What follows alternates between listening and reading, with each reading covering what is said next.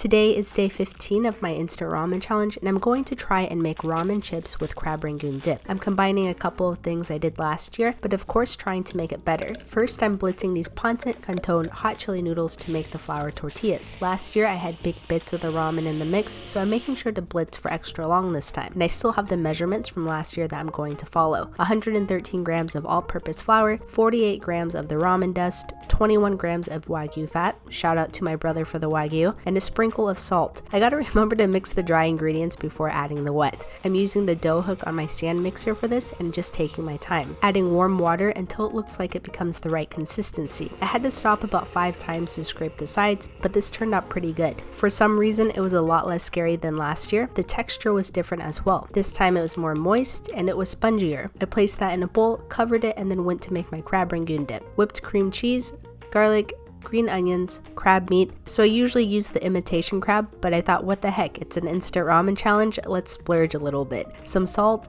black pepper, sweet chili sauce, and shredded cheese. I mixed that up and then put it into this pie pan. Spread it around evenly, and then topped it with some more cheese. I set that to the side and went back to my ramen flour ball. Cut it into quarters, rolled it into a ball, and used a rolling pin to flatten it out. And I know I keep saying this, but man, it looks so much better than last year's. Next was just cutting it into triangles using my pizza cutter. I'm going to air fry these since I've had some success with air frying tortillas. Sprayed the bottom, laid the ramen chips down, and then sprayed the top. Put the Crab Rangoon Dip in the oven for 15 minutes at 375 degrees Fahrenheit, and the chips go into the air fryer for 5 minutes at 380. I felt like that was conservative enough. So they definitely cooked, but they looked more like pita than chips, so I'm upping the temp to 400 for 3 minutes after flipping each one. They looked much better after that. I tossed them in the ramen seasoning packet, which at that point I realized it probably would have been better to add it before cooking the chips so it could have stuck better. Added some final touches to the dip so it didn't look naked, and it was time to give it a try. Good news, the chip was strong enough to scoop a chunk of the dip,